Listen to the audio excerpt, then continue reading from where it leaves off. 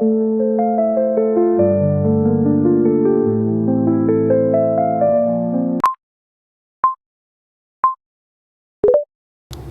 semuanya, perkenalkan nama saya Novianti Ade Cahyani dengan NIM 3241008. Di sini saya akan menjelaskan histori salah satu budaya Korea Selatan, yaitu pakaian hanbok.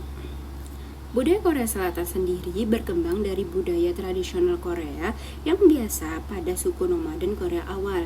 Hingga kini dengan industrialisasi, urbanisasi, dan westernisasi di Korea Selatan, khususnya daerah Seoul. Faktor tersebut telah membawa banyak banget perubahan pada gaya hidup orang Korea. Tanpa mengesampingkan budaya sendiri, keunikan budaya Korea Selatan dengan adat dan sejarah dulu yang masih kental dan masih tetap ada sampai saat ini. Korea Selatan memiliki beberapa budaya, salah satunya adalah pakaian hanbok. Pakaian hanbok merupakan salah satu khas budaya Korea Selatan. Sejarah pakaian tradisional Korean hanbok ini berkaitan dengan periode 3 kerajaan besar di Korea, yakni Kerajaan Baekje, Silla, serta Kerajaan Goguryeo. Sejumlah elemen dalam hanbok ini telah digunakan sejak lama. Pakaian tradisional ini berkembang di masa 3 kerajaan tersebut. Awalnya, laki-laki dan perempuan menggunakan baju yang ukurannya sepinggang serta celana panjang ketat. Tetapi di akhir periode 3 kerajaan tersebut, perempuan yang termasuk golongan bangsawan menggunakan rok panjang, baju ukuran sepinggang yang diikat di pinggang, serta celana yang tidak ketat. Di samping itu, perempuan Korea juga biasanya menggunakan jubah. Perkembangan pakaian tersebut berlanjut di masa dinasti Goryeo ketika terjadi perjanjian dengan kerajaan Mongol. Alhasil terjadi pernikahan antara kerajaan Goryeo serta Ratu Mongol.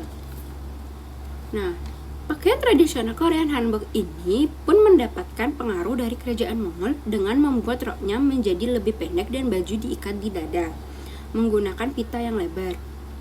Kemudian memasuki periode dinasti Joseon dari tahun 1397 sampai dengan 1897, bagian jogori atau baju dari hanbok menjadi lebih ketat dan lebih pendek.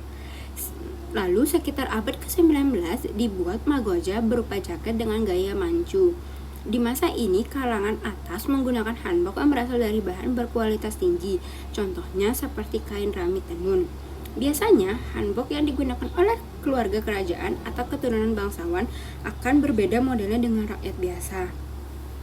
Nah, pada masa ini, pakaian dengan bahan sutra dari dinasti Tang di Tiongkok itu pun diadopsi menjadi pakaian pegawai kerajaan dan juga anggota keluarga kerajaan.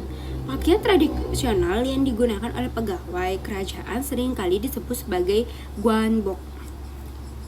Namun, di era yang sekarang ini, hanbok tidak lagi menggunakan sistem itu.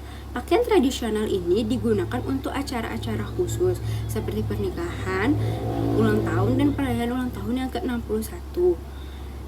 Selain menggunakan hanbok, akan ada hiasan tambahan yang biasanya akan menggunakan tusuk rambut atau yang disebut sebagai binyo, dan alas kaki tradisional yang bentuknya hampir mirip seperti flat shoes. Sedangkan pria biasanya menggunakan topi maupun rompi sebagai hiasan tambahan untuk dikenakan. Kemudian jenis-jenis hanbok. Nah, saat ini pakaian tradisional Korean hanbok memiliki banyak perkembangan dan terdiri dari beberapa jenis. Yang pertama yaitu hanbok tradisional. Hanbok tradisional ini itu adalah pakaian yang terdiri dari bagian atas dan bawah.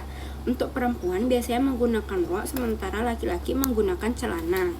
Yang kedua yaitu hanbok casual. Hanbok casual adalah jenis hanbok yang menggabungkan gaya modern sekaligus tradisional. Biasanya itu terdapat pola bunga, renda, serta aksesoris rias. Yang terakhir yaitu hanbok magoja. Hanbok magoja ini adalah jenis hanbok yang biasa digunakan wisatawan untuk berfoto-foto.